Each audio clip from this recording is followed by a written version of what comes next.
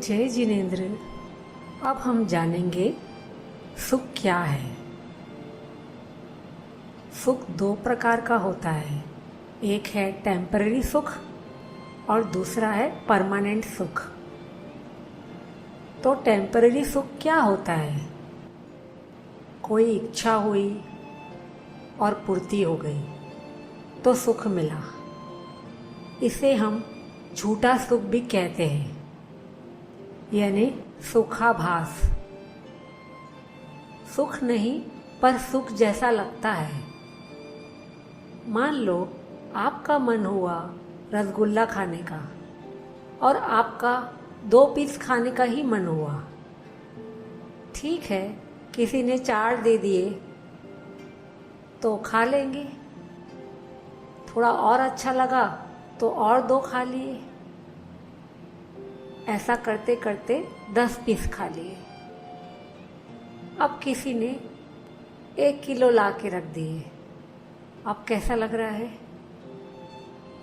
सोचिए, कल्पना कीजिए, पूरे आपको खाने के लिए दे दिए।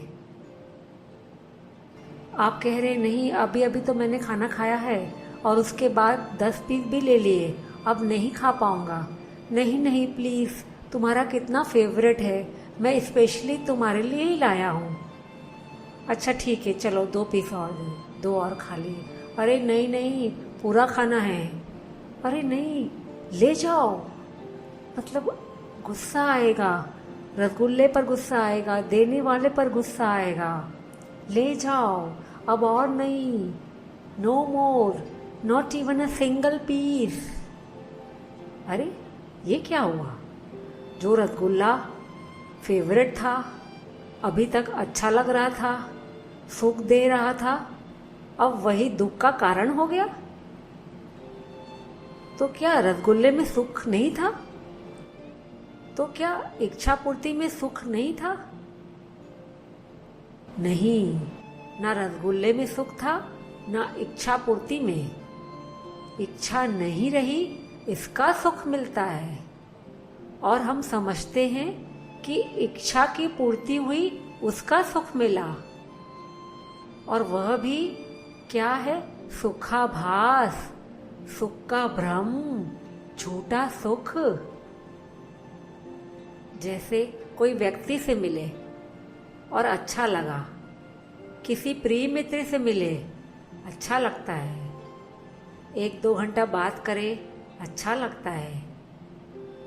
पर मान लो अब वह सारा दिन या बहुत दिन आपसे चिपका ही रहे, आपके घर पर आकर रहे और हर चीज में आपके साथ इंटरफियर करे, तो क्या अब आपको वह वैसा ही अच्छा लग रहा है? नहीं, अब नहीं।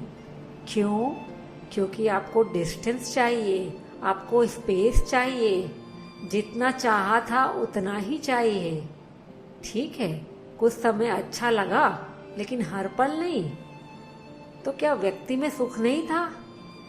नहीं, बस इच्छा थी कि कुछ समय उसका साथ बिताना अच्छा लगता है, तो उतना समय ही अच्छा लगा, बस उतना ही।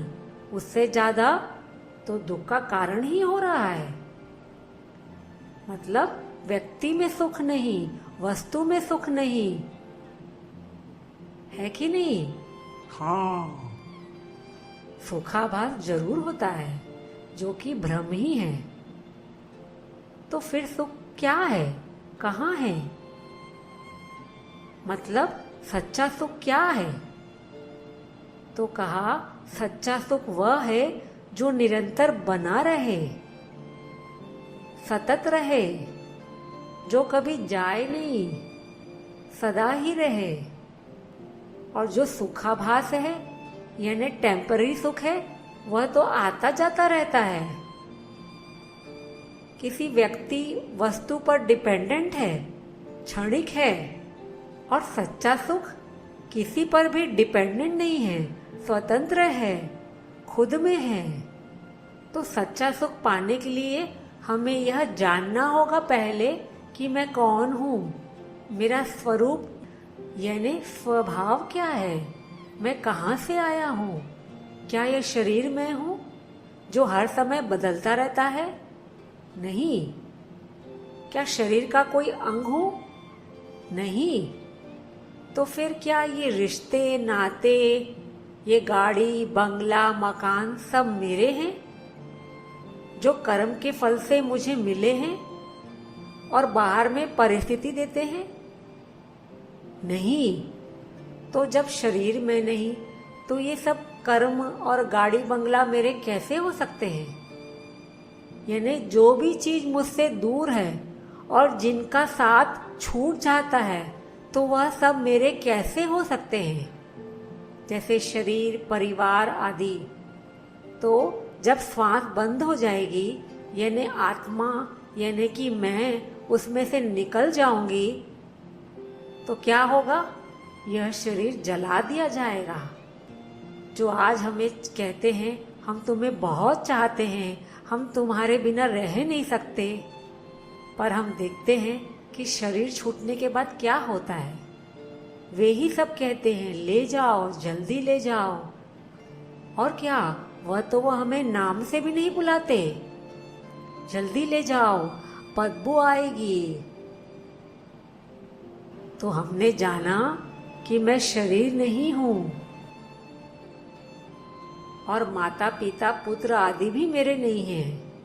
हाँ, इनके साथ संयोग संबंध जरूर है, पूर्व कर्मों के फल के कारण से। कहने को कहेंगे भी मेरे हैं, पर मानना क्या है कि मेरा कोई नहीं। ऐसा मानने से हमारे संबंध और मधुर बनेंगे। क्यों? क्योंकि अपेक्षाएं छूटती जाएंगी, इच्छाएं कम होती जाएंगी और परिस्थितियां अब स्वीकार होती जाएंगी, तो अंदर से शांति भी बढ़ती जाएगी। तो अब हम नेक्स्ट पार्ट में जानेंगे कि आत्मा का स्वभाव क्या है। धन्यवाद। जय जिनेन्द्र।